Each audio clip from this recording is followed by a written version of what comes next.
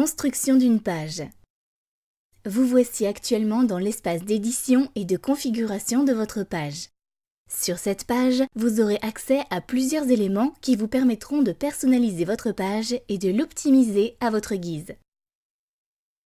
En fonction du niveau d'éditeur que vous aurez choisi et que vous pouvez modifier dans le menu « Ma page », puis passer à l'éditeur « Expert » ou « Débutant », vous aurez accès à certaines fonctionnalités. Quel que soit votre niveau, vous aurez accès à l'adresse de votre page située en haut à gauche. Si vous souhaitez quitter cette page, pour revenir à la vue d'ensemble de votre tunnel de vente, vous pouvez le faire en cliquant sur « Retour au tunnel ». Vous remarquerez que vous pouvez cliquer sur « Désactiver » ou « Activer » pour mettre en attente la publication de la page en cours d'édition. Voyons en détail les actions disponibles. Modifier la page. C'est dans ce menu que vous pourrez modifier les paramètres généraux de votre page avec le nom de la page, l'adresse, le type, le niveau d'éditeur, le statut de publication, les métadescriptions et autres tags. Apparence de la page vous permet de choisir la couleur de fond de la page, intégrer un fond d'écran, etc. Couleur de fond. Choisissez une couleur de fond dans le champ « Couleur de fond ». Vous pouvez aussi en choisir une deuxième dans le champ juste en dessous pour réaliser un effet dégradé. Fond d'écran. Si vous voulez afficher un fond d'écran à votre page, vous pouvez le faire en ajoutant l'image de votre choix depuis votre espace de stockage de médias. Fond d'écran vidéo. En plus d'une image de fond classique, sur LearnyBox, vous pouvez ajouter un fond d'écran vidéo. Il s'agit ici d'une exclusivité LearnyBox. Pour ce faire, rien de plus simple, cliquez sur « Parcourir » et sélectionnez la vidéo de votre choix ou ajoutez le lien vers la vidéo choisie dans le champ « Vidéo externe ». Il peut s'agir d'une vidéo YouTube, Amazon ou autre. Bannière. Dans le cas où vous auriez besoin d'ajouter une bannière, vous pouvez le faire directement via le champ prévu à cet effet. Vous remarquerez qu'il est possible d'ajouter une couleur de fond derrière la bannière. CSS. Si vous avez des notions de CSS, vous pourrez utiliser ce champ pour ajouter vos codes personnalisés. Code JavaScript. Dans ce champ, vous pouvez ajouter tous les codes JavaScript que vous utilisez pour votre projet. Il peut s'agir par exemple d'un code Google Analytics pour suivre vos membres avec l'outil Google. Paramètres d'accès de la page vous permet de protéger votre page en spécifiant par exemple qu'elle ne doit être accessible que entre deux dates, du 15 au 21 juin par exemple, ou accessible seulement aux visiteurs inscrits, etc. Reportez-vous à la section « Paramètres d'accès de la page » dans l'aide pour en savoir plus. Sauvegarde permet de consulter et créer de nouvelles sauvegardes de votre page. Cela peut être pratique pour revenir à une version précédente de votre page si vous avez supprimé un élément par erreur. Dupliquer la page. Duplique la page en ajoutant copie à la fin du nom de votre page et vous redirige automatiquement sur cette nouvelle page.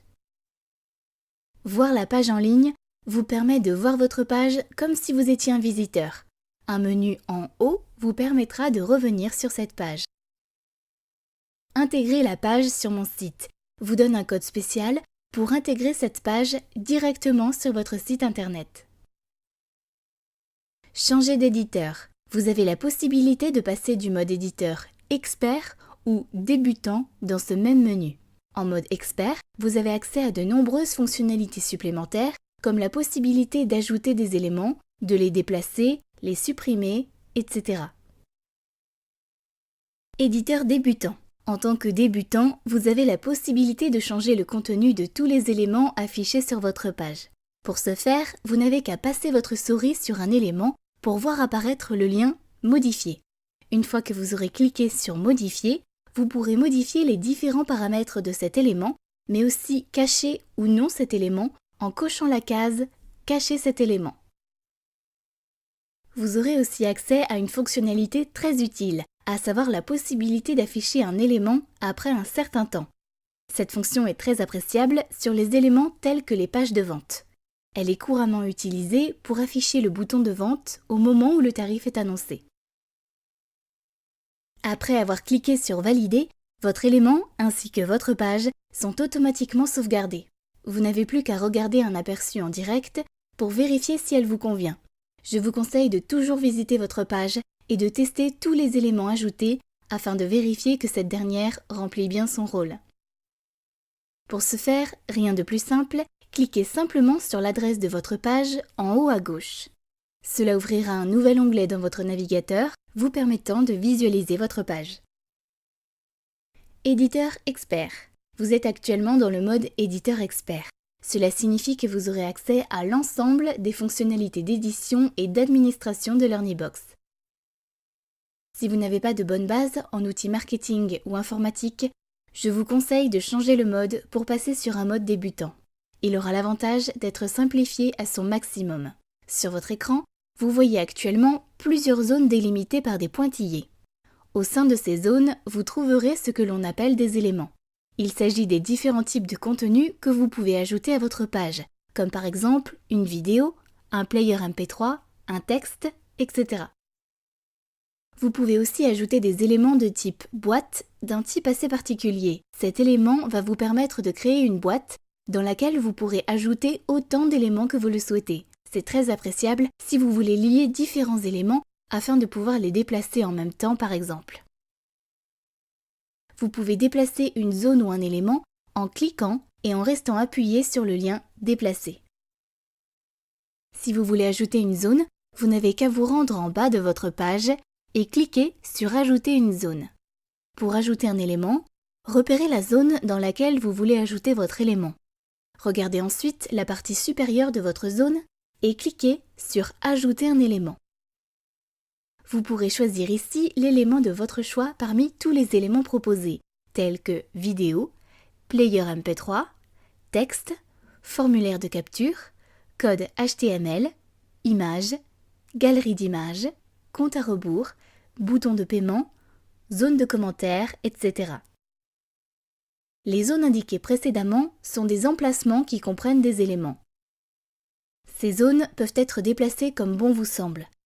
Vous pouvez également les modifier, les dupliquer ou bien les supprimer.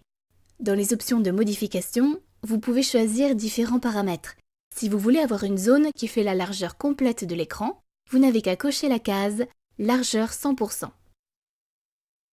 Vous pouvez aussi renseigner des couleurs de fond ou bien une image avec par exemple une texture. En plus des informations basiques, vous pouvez également renseigner les marges hautes et basses, qu'elles soient intérieures ou extérieures. Vous pouvez aussi choisir la bordure de haut ou de bas, ainsi que leur couleur. N'oubliez pas que vous pouvez ajouter, modifier ou supprimer autant de zones que vous le souhaitez. Les éléments. Maintenant, laissez-moi vous expliquer la notion importante des éléments.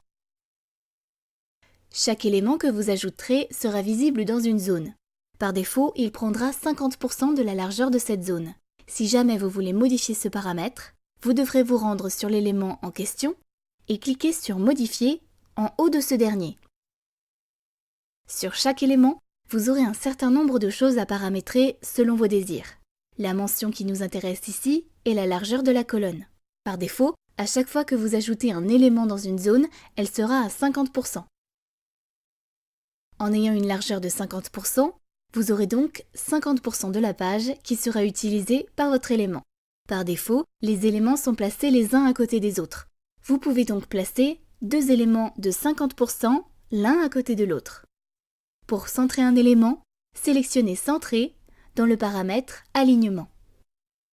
Pour comprendre les différentes options de paramétrage d'un élément, des vidéos d'aide sont disponibles en haut à droite de la fenêtre Modification d'un élément.